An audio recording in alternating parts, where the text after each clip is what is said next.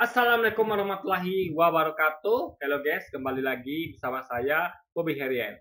Kali ini kita akan kembali mengomentari video dari Philip Pahit yang berjudul apa ya? Judulnya itu adalah mana nih guys? Videonya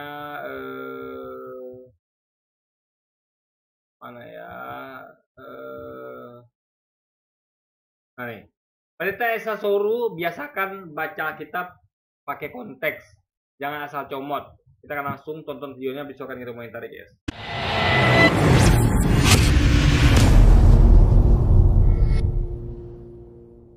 Ya, jadi gini, Saudara Esra, Anda itu terlalu muluk-muluk menyampaikan tentang Yesus. Tapi endingnya Yesus itu Tuhan, Musa bukan Tuhan. Ya, jadi gimana pun Esa Soru tuh putar-putar gak jelas gitu, sampai ngeles gitu kan. Padahal ini adalah tanding kemiripan, karena kan seperti Musa. Artinya ya tanding lah Anda. Siapa yang lebih seperti Musa? Muhammad atau Yesus? Harusnya tanding, bukan malah lari ngeles segala macam guys, muter-muter gak jelas gitu kan. Nah, ujung-ujungnya tetap saja orang sudah membeberkan banyak hal fakta kemiripan antara Muhammad dengan Musa, dia masih putar-putar gak jelas guys. Itu masalahnya. Ujungnya tetaplah Yesus adalah Tuhan bagi mereka, Musa Nabi. Jadi dari itu saja sudah nampak perbedaannya. Masa Tuhan dibandingkan dengan Nabi? Nabi ya levelnya Nabi, baru yang lainnya. Jadi gini loh, misal kita bandingkan antara sosok Jokowi dengan saya, itu gak cocok. Jokowi presiden, saya kayak biasa. Bandingkan Jokowi dengan presiden lainnya, misalnya Jokowi dengan Donald Trump, Jokowi dengan misalnya kayak dengan Emmanuel Macron atau siapa gitu, baru cocok. Jangan dengan saya, karena saya cuma kayak biasa gitu. Jadi sama kayak Tuhan ya, dibandingkan dengan Tuhan, jangan dibandingkan dengan Nabi gitu. Jadi itu saja sudah nggak bisa dibandingkan guys. Kok mau coba membandingkan Tuhan dengan Nabi? Nah, itu saja sudah kena ya itu kan. Apa perlu dia menyampaikan yang lain gitu? Karena Musa dan Yesus dan Muhammad sama-sama Nabi. Kalau Yesus dilebihkan oleh mereka, bukannya Nabi juga Tuhan, itu masalahnya guys. Itu yang bikin hal paling pokok prinsipal yang membuat bahwa Yesus nggak seperti Musa. Karena Yesus Tuhan dan Musa hanyalah Nabi guys. Yesus tidak diterima oleh Bani Israel, Musa diterima. Yesus mau kemana dia pergi? Nabi ini. Nah itu juga masalah juga. Ya, Musa diterima oleh umat Islam dan oleh umat Yahudi. Musa, ya, Yesus nggak diterima oleh umat Yahudi, diterima oleh umat Islam gitu. Nah, itu masalah di situ guys. Untuk Bani Israel, Rasulullah Muhammad sallallahu alaihi wasallam diterangkan dalam Al-Qur'an, ya ahlal kitab, wahai Bani Israel, ahli Yesus kali nggak terima ya, baik oleh Islam, Islam terima tapi Yahudi nggak terima guys. kitab, bukan bahlul kitab, tapi ahli kitab. Qad ja'akum rasuluna yubayyinu lakum katsiran mimma kuntum tukhfuna minal kitabi wa ya'fu an katsir. Jadi Rasulullah Muhammad sallallahu alaihi wasallam diperintahkan oleh Tuhannya Abraham, Ishak dan Yakub datang untuk menyeru Bani Israel.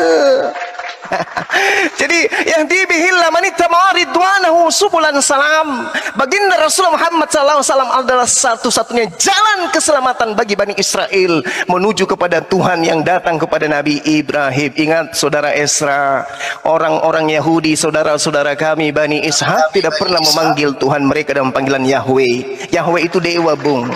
Itu yang Anda harus pelajari. Lalu kemudian tolong di mute, tolong di mute. Ya, tolong di mute. Jadi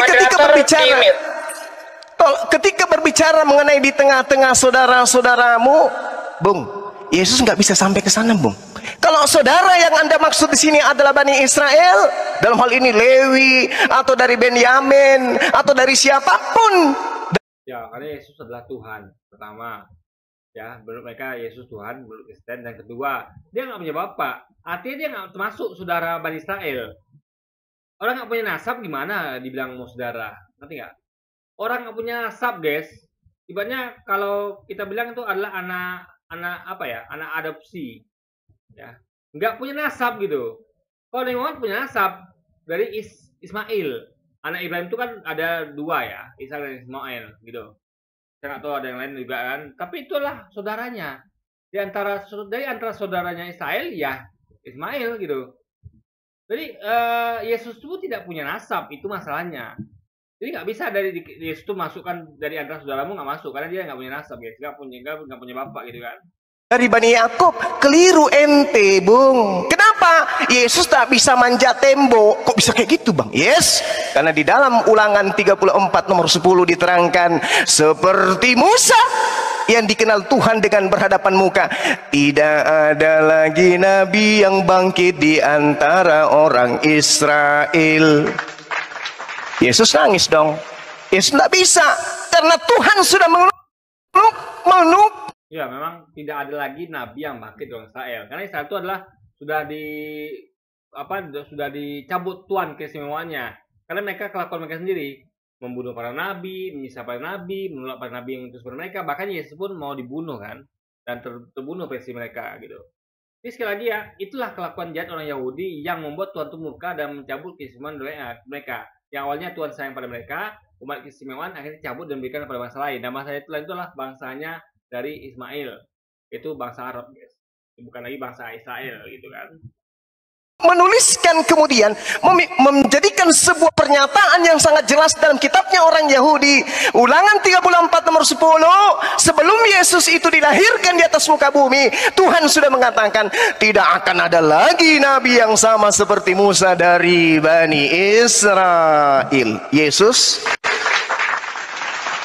iya, jadi nabi itu berasal dari luar Israel.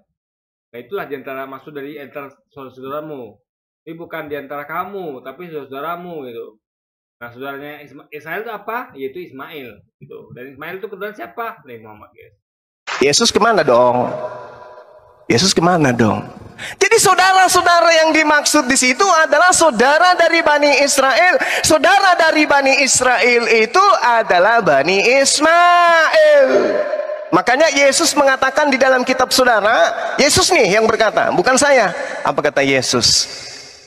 Belum pernahkah engkau berkata, membaca dalam sebuah kitab, batu yang dibuang oleh tukang bangunan telah menjadi batu penjuru? Hal itu dari pihak Tuhan terjadi, suatu perbuatan ajaib di mata kita. Sebab itu aku berkata kepadamu, bahwa kerajaan Elohim akan diambil daripadamu Israel, dan akan diberikan kepada suatu bangsa yang akan menghasilkan buah kerajaan itu. Iya, karena Israel menolak Yesus. Ya, Yesus jadi sebagai nabi ya, itu poinnya, bukan sebagai Tuhan. Ya. Nah, karena mereka juga, Yesus tidak pernah mengatakan dirinya Tuhan. Maka dia heran ketika Yahudi menuduh dirinya itu menyamakan dengan Tuhan. Yesus mengatakan bahwa, kenapa karena kebaikanku kau menuduhku mengira menyamakan dirinya dengan Allah gitu. Tidak gitu. Ya, jadi Yesus itu tidak pernah menyamakan diri Allah. Jadi tuduhan Yahudi itu adalah tuduhan yang keliru gitu. Bahwa dia tuh, ini bedanya gini. Yahudi menuduh Yesus itu menyamakan dirinya dengan Bapa, dengan Allah. Kalau umat Kristen malah meyakini bahwa Yesus adalah Tuhan, Allah. Itu masalah, guys.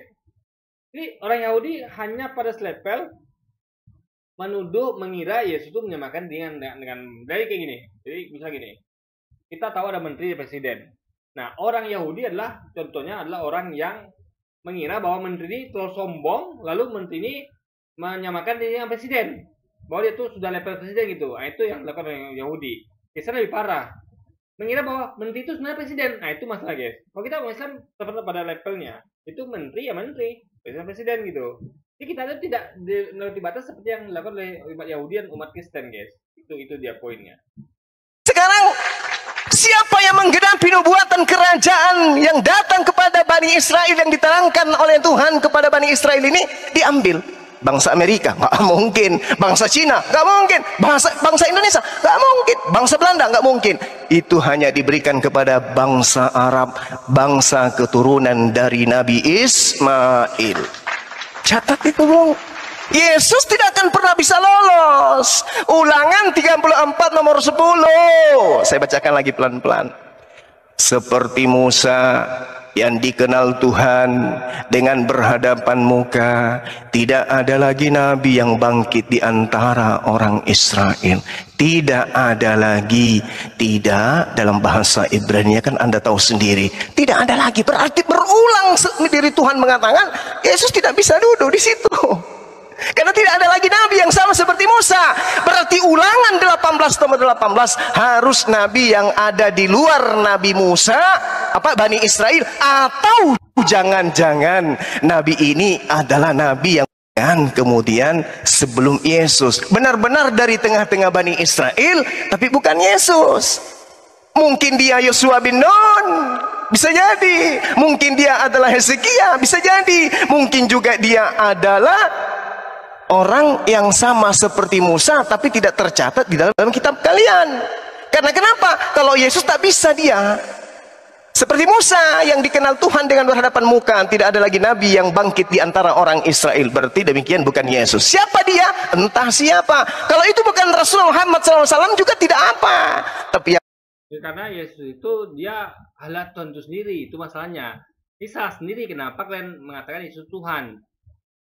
Jadi jelas nabi itu berhadapan muka dengan Tuhan, bukan Tuhan berhadapan muka dengan Tuhan gitu kan. Kalau Yesus kan adalah analoginya seperti Tuhan yang berhadapan dengan Tuhan gitu, berhadapan muka dengan Tuhan, guys. Itu masalahnya. Yang pasti apa yang saya uraikan, bahwa Rasulullah Muhammad SAW dengan mukjizatnya kemudian dia mampu menundukkan kemudian Jazirah Arab. Yesus tidak bisa. Nah, ini yang perlu saudara paham. Demikian. Moderator, tolong dijelaskan pertama tadi. Buah dari kerajaan itu berarti punya kerajaan, ya. Ingat, yang punya kerajaan adalah Rasulullah, ya. Kerajaan, ya. Kerajaan Islam, ya. Kalau Yesus nggak punya kerajaan, karena dia buru-buru punya kerajaan. Dia aja dianggap telah disalib dan dibunuh oleh manusia gitu.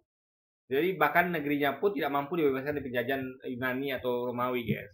Sampai dia pergi, atau dalam versi Kristen dia tuh mati disalib, itu tetap negerinya tetap dijajah Yunani dan Romawi, guys. Jadi jangan punya kerajaan untuk membebaskan negeri dari penjajah, dia nggak mampu gitu kan. Itu 10 menit dengan 5 menit biar viewers di bawah dapat edukasi. Terima kasih. Oh iya, maaf, untuk teman-teman, itu 10 menit itu di pernyataan pembuka, tapi di bagian sanggahan saling balas itu 5 menit saja gitu. Makasih sudah diingatkan. Oke, itu poinnya Pak Suma. Beta catat ada 3 Pak Esra. Mungkin yang pertama Pak Esra terkait dengan saudara-saudara itu, yang Pak Esra sampaikan itu menurut Pak Suma bukan demikian. Tapi yang saudara Bani Israel itu adalah Bani Ismail. Itu menurut Pak Suma. Walaupun mungkin dibutuhkan nanti ke depan bisa dielaborasi lebih jauh, jadi Pak Isra tolong elaborasi lagi lebih jauh terkait hal ini agar nanti Pak Suma juga bisa mengelaborasinya. Yang kedua, menurut Pak Suma dulu dari konteks ayat ini tidak ada lagi nabi yang bangkit dari antara orang Israel. Nah, kalau tidak ada, maka tidak mungkin lagi ada Israel. Itu Yesus kan dari Israel, masa bangkit lagi dari Israel kan? Ayat itu mengatakan sudah tidak ada lagi. Yang ketiga, yang ketiga apa ya Pak Suma ya? Tadi beta yang terakhir itu apa ya? Saya sedikit lupa. Pak Suma mohon dibantu. Yang ketiga terakhir itu, yang tadi poin terakhir itu Pak Suma punya. Itu ada poin yang terakhir itu Pak Suma. Ya, poin terakhirnya saya katakan bahwa Yesus tidak bisa duduk di situ karena dia berasal dari tengah-tengah Bani Israel. Baginda Rasul Muhammad SAW menundukkan kemudian Jazirah Arab. Nabi Musa juga demikian. Oke. Yang ketiga itu Pak Esra, mungkin Pak Esra tidak perlu repot-repot untuk mempertanyakan yang dibuat itu adalah Muhammad atau bukan, karena Pak Suma juga tidak mewajibkan demikian, tidak apa-apa. Jadi dengan membahas bukan Muhammad itu ada red herring. Beta langsung ingatkan ini Pak Esra, supaya Pak Esra tidak perlu membahas itu. Jadi kalau Pak Esra membahas mungkin beta akan langsung potong. Jadi silakan Pak Esra, 5 menit dimulai dari sekarang.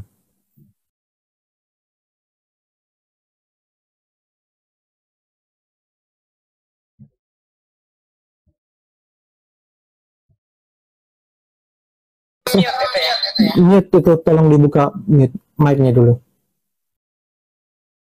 Ya, jadi sebenarnya melihat pembicaraan ini agak panjang dan banyak hal yang perlu bisa ditanggapi hanya karena waktu yang 5 menit dan moderator merinci beberapa poin, jadi saya hanya fokus ke situ saja. Pertama itu adalah saudara di antara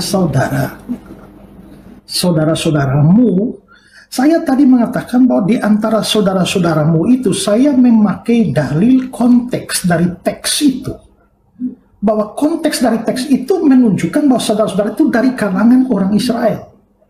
Nah, kalau sekarang Bukan. Di antara saudaramu adalah dari kalangan di antara saudara Israel, bukan di antara orang Israel. Ingat ya, di antara saudaramu itu orang Israel. Ngerti? Saudara orang Israel adalah orang Ismail. Ngerti ya?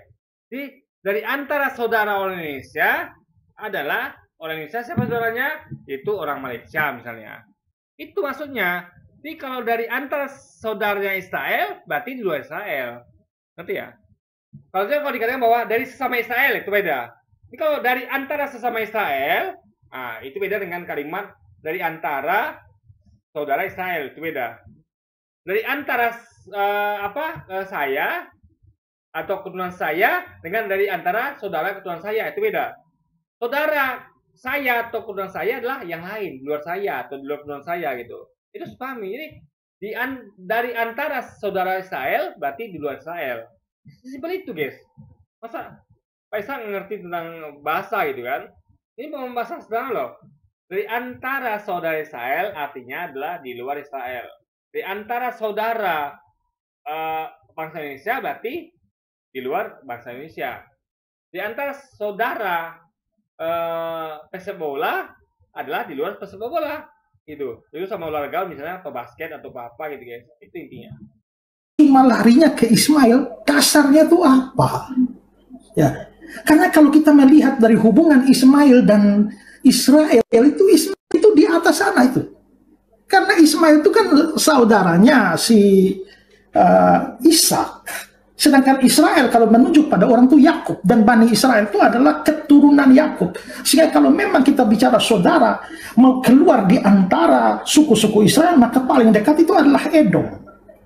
Tapi kita lihat gini ya, Israel itu kan punya punya bapak lah Israel. Jadi gini, cabang Israel itu kan adalah dari Ishak. Kita tengok dari dasar atasnya ya, ingat itu. Jadi Yakub itu atau yang dimaksud Israel itu adalah turunannya. Misal kayak suku Minang ada Minang ada generalnya, ada lagi Minang Caniago, Minang apa gitu.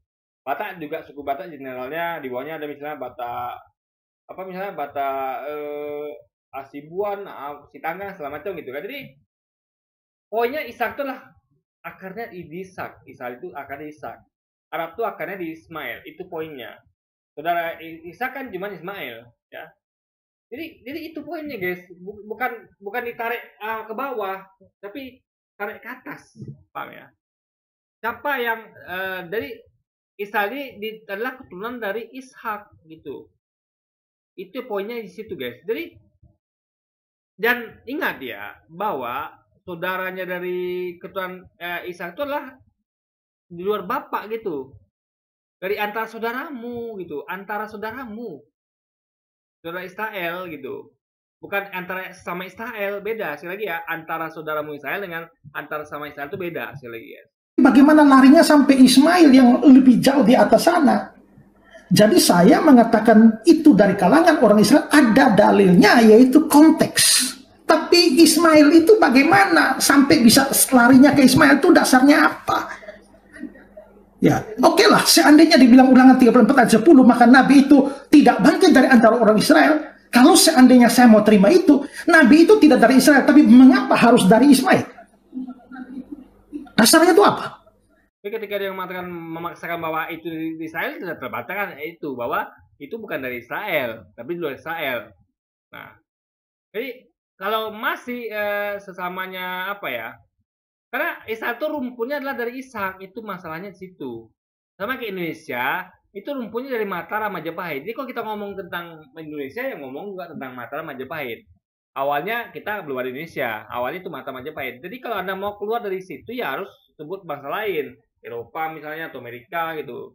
Kalau sebut Majapahit ya Indonesia juga tibanya kan, karena kita karena di situ gitu loh. Kedua, Jadi kalau dari antara saudara-saudara sebangsa kita Indonesia ya, ada yang sebut Majapahit Sriwijaya, karena itu adalah kita-kita juga gitu kan, harus di luarnya, misalnya bangsa apa, misalnya Melayu kayak atau Arab kayak gitu kan. Ulangan 34 ayat 10. Seperti Musa yang dikenal Tuhan dengan berhadapan muka, tidak ada lagi nabi yang bangkit dari antara orang Israel. Lalu akhirnya semua pakai ini bahwa itu pasti bukan Yesus, karena Yesus itu dari kalangan Israel, dan ayat ini bilang tidak ada nabi bangkit dari antara orang Israel. Disinilah saya melihat bahwa memang ya satu lagi menunjukkan bahwa semua tidak terbiasa membaca Alkitab dengan memperhatikan konteks.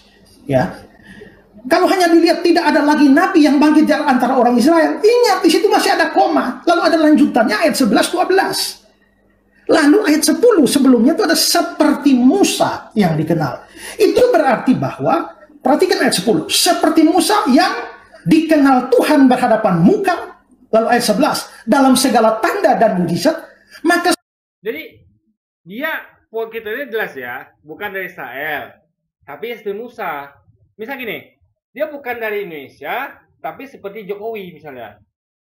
Jadi jangan dibuang. Jadi mentang-mentang yang dikatakan bahwa seperti Jokowi, bahwa dia itu Indonesia. Enggak. Berarti ada bertolak belakang dengan ayat tadi, yang bahwa dia itu bukan Indonesia. Jadi ketika dikatakan bahwa seperti Musa, itu bukan dalam konteks bangsanya, tapi Musa dalam hal general, bahwa Musa itu adalah orang yang begini-begini tapi di luar konteks bangsa tadi.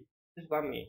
Ini bukan berarti dengan dikatakan seperti Musa lalu gugurlah ayat tadi, enggak, itu tetap ada itu gitu. Jadi ayat itu semacam kriteria bahwa dia pertama bukan bangsa Israel, kedua dia seperti Musa. Jadi jangan dia mentang-mentang ada ayat berkata bahwa seperti Musa, lalu sekarang kan ayat tadi bilang bahwa bukan dari bangsa Israel itu jadi tidak ada, nggak gitu pikirnya gitu kan. Sama kayak dia seperti Jokowi, oh berarti orang Indonesia. Padahal ada tulis bahwa dia bukan orang Indonesia gitu. Makanya harus ngerti itu kan sederhana sekali. Bukan orang Indonesia dan dia seperti Jokowi. Artinya carilah orang di luar sana, di luar Indonesia itu tapi dia seperti Jokowi. Siapa? Itu kan logikanya kan. Bukan oh cari seperti Jokowi orang Indonesia. Allah dari kata bahwa bukan dari Indonesia gitu kan. Jadi ini sebenarnya logika sederhana loh guys. Masa nggak dipahami oleh seseorang gitu kan. Seluruh konteks itu harus ditafsirkan bahwa dalam hal dikenal Tuhan berhadapan dengan muka. Jadi dia menafsirkannya adalah ayat ini menggeser yang lain, itu masalahnya. Jadi cukup dengan kata-kata seperti Jokowi, dia langsung mengatakan bahwa itu orang Indonesia. Padahal ayatnya bilang bahwa bukan orang Indonesia misalnya. Atau bukan dari Israel. Dia mengatakan itu orang Israel. Itu kan ngaco guys. Jadi tafsirnya justru keliru gitu. Jadi konteks itu membuat dia menghilangkan makna satu ayat. Harusnya kita tidak hilangkan maknanya itu, tapi kita komparasi, kita gabungkan.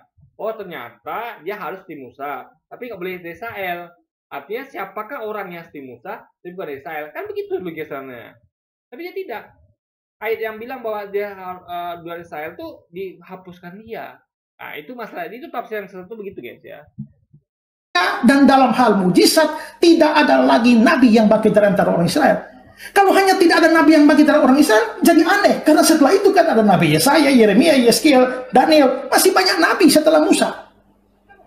Kalau begitu maka ayat ini tidak bisa ditafsirkan tidak ada nabi yang bangkit dari antara orang Israel, dan karena itu harus dari bangsa. Begini, nabi-nabi yang disebut itu ya, itu tuh gini ya, belum tentu itu nabi pertama, kedua ya. Karena gini, kita nggak boleh melihat satu ayat itu adalah gini, kita nggak boleh menghilangkan makna satu ayat, ingat tuh ya, nggak boleh. Tadi harus tetap kita harus mendirikan ayat itu sebagai kokoh gitu, nggak boleh kita tuh hilangkan maknanya atau kita buat itu seakan nggak ada, nggak bisa, tetap ada. Artinya ayat lain harus mengikuti, kan gitu logika bikinnya. Jangan kita langsung buang ayat itu sebagai nggak ada, nggak begitu. Oh kalau gitu, jadi kita lihat ayat lain. Oh apa benar itu dari Israel yang disebut oleh Saudari, atau mereka sebenarnya bukan Israel murni, ngerti nggak? Nasab bapaknya bukan Israel. Karena gini, jangan lupa ya, misalnya ada orang Indo yang dia tuh sebenarnya adalah keturunan dari Eropa, dan nasabnya ke bapaknya harusnya, meskipun dia WNI, tapi dia sebenarnya sejatinya adalah akarnya bukan WNI gitu. Itu hanya status keluarga negaraan, tapi sejatinya darahnya darah Eropa misalnya. Jadi itu maksudnya. Jadi dilihat di situ juga itu harus relevan gitu. Jadi nabi yang sebut itu pertama mungkin bukan nabi, ya. Kita lihat kemungkinannya, kan itu lebih masuk akal daripada menghilangkan makna yang tadi gitu. Nah, kita tetap pakai makna yang tadi bahwa di luar Israel, cuman masalahnya yang tadi itu adalah apakah betul nabi atau mungkin cuman apa ya? Ya pengikut gitu atau semacam murid. Ya, kita nggak pernah tahu. Dan kedua, ya tadi itu nasabnya mungkin bukan orang Israel gitu kan. Tapi suku lain gitu kan. Yang ya kalau tadi kan memang general Ishak sama Ismail. Ini kan dari Yakub sama di luar Yakub gitu. Jadi ada banyak kemungkinan yang lebih masuk akal dibandingkan dengan menghilangkan makna tadi gitu loh, guys. Itu loh gue pikirnya begitu. Lain dari Arab misalnya tidak, maka maksudnya tidak ada nabi seperti Musa yang bangkit lagi.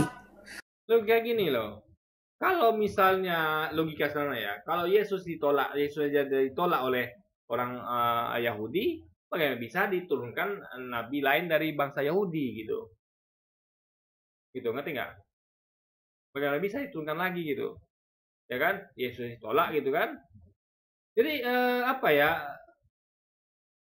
Melihat banyak kejadian yang betapa jahatnya Yahudi bahwa diutus nabi-nabi kepada mereka itu mereka bunuhi, mereka zolimi, ya Tuhan tuh tentu tidak mau lagi menurunkan nabi kepada bangsa Yahudi gitu.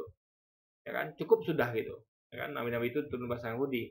Makanya gini, jadi ayat itu ngomong tentang nabi lain di luar Yesus, di luar nabi-nabi dari Israel. Karena kan itu nubuatan gitu. Jadi bukan berarti setelah Musa itu betul-betul setelah Musa. Habis Musa siapa enggak? Ada mungkin melewati periode tertentu. Ezekiel lewat, itu lewat baru datang Muhammad. Jadi itu nubuatan itu adalah kalau bukan untuk Ezekiel atau bukan dari itu, berarti nabi itu adalah nabi di luar. Kan gini, kan katanya lah nabi itu dari Israel. Berarti tunggu nabi dari Israel. Berarti Ezekiel bukan, karena dia Israel. Jadi bukan berarti nabi setelah Musa itu betul-betul setelah Musa. Ini nubuatan tuh guys, ranknya adalah panjang. Yang penting setelah, ya, bukan berarti setelah habis Musa langsung itu enggak. Ya bisa jadi sebelum itu ada apa semacam pengikut-pengikut kecil atau orang-orang yang tidak selevel nabi mungkin gitu. Atau memang nabi tapi bukan itu nubuatannya bukan untuk nabi itu, tapi itu nabi yang khusus di luar Israel gitu guys. Begitu. Maka itu adalah jadi Ezekiel justru membuktikan bahwa Ezekiel dan lain itu nggak cocok bahasa Yesus karena dalilnya kena di tadi yaitu berasal dari Israel, dia harus bukan berasal dari Israel, tapi kena di Muhammad guys. Jadi nubuatan itu adalah untuk Muhammad dan nubuatan itu adalah bukan terjadi setelah Musa diutus, setelah habis Musa, tapi beberapa periode setelahnya gitu, nabi-nabi yang berikutnya gitu kan, periode nabi-nabi berikutnya. Tapi sampai kapan? Ulangan pasal 34 itu bagian akhir dari kitab Ulangan yang pasti bukan ditulis oleh Musa karena di dalamnya ada tulisan cerita tentang kematiannya. Itu berarti bagian ini itu ditulis oleh generasi selanjutnya, mungkin oleh Esra. Kalau itu benar, maka sampai zaman itu jadi gini ya, kitab suci itu adalah firman Tuhan, bukan karangan manusia, bukan karangan manusia. Jadi bukan tulisan siapa-siapa itu guys. Jadi kalau ada tulisan itu bukan berarti isi kepala yang nulis. Ingat ya, Al-Quran itu tulis oleh banyak orang, ya. Ada Umar, Utsman dan sebagainya. Jadi masalahnya bukan ditulis dengan isi kepala mereka. Mereka hanya menuliskan firman Tuhan yang disampaikan oleh orang-orang resmi, ofisial yaitu nabi, utusan Tuhan. Jadi mereka tuh hanya menuliskan apa yang Nabi Muhammad sampaikan, tanpa ada mereka tambah-tambah kurang-kurang atau mereka masukkan mereka tidak ada guys. Nah masalahnya itu dia terjadi pada kitab Ulangan harusnya. Makanya saya disamakan dengan perjanjian baru yang betul-betul memang merupakan kesaksian manusia atau istilah kayak Injil Matius Lukas. Itu kan adalah kesaksian Lukas Matius. Enggak, beda. Taurat itu bukan kesaksian, makanya tidak ada dikata bahwa Tauratnya Ezekiel kan nggak ada. Pernah nggak dengar bahwa ada Qurannya Umar bin Khattab, Qurannya Utsman, atau Tauratnya dari Ezekiel? Kan nggak ada. Yang ada cuma Injil Matius Lukas. Itu bedanya kita dan Yahudi dengan Kristen. Kita betul-betul, dan Yahudi itu betul-betul 100% firman Tuhan, kitab sucinya. Gak ada kesaksian manusia. Tapi kesan itu tuh adalah visinya kesaksian manusia. Ya memang di dalamnya juga ada firman Tuhan. Tapi kebanyakan adalah kesaksian manusia. Itu nggak boleh harusnya kita suci. Karena kesaksian manusia bukan firman Tuhan. Makanya Anda lihat, ya kita tuh ada yang aneh, yaitu adanya sosok Paulus pada jemaat Roma. Atau pada jemaat Korintus itu ngapain coba? Ya, kok bisa orang itu menuliskan suratnya kepada jemaatnya di dalam kitab suci? Itu aneh sekali gitu kan. Maksudnya, sampai zaman penulisan Ulangan 34 ayat 10, memang tidak ada nabi bangkit dari antara orang Israel. Dalam hal apa? Dalam hal seperti Musa berhadapan muka dengan Tuhan, dan dalam hal mujizat. Iya, itu jangan dikabulkan salah satu. Masuk semua poinnya. Pertama, tidak seperti bangkit dari orang Israel. Kedua, seperti Musa. Itu jangan potong-potong. Dihilangkan di luar Israel itu jangan dihilangkan gitu, ya kan? Sampai kapan ternyata Yesus datang punya hubungan yang istimewa dengan Yahweh dan membuat banyak mujizat.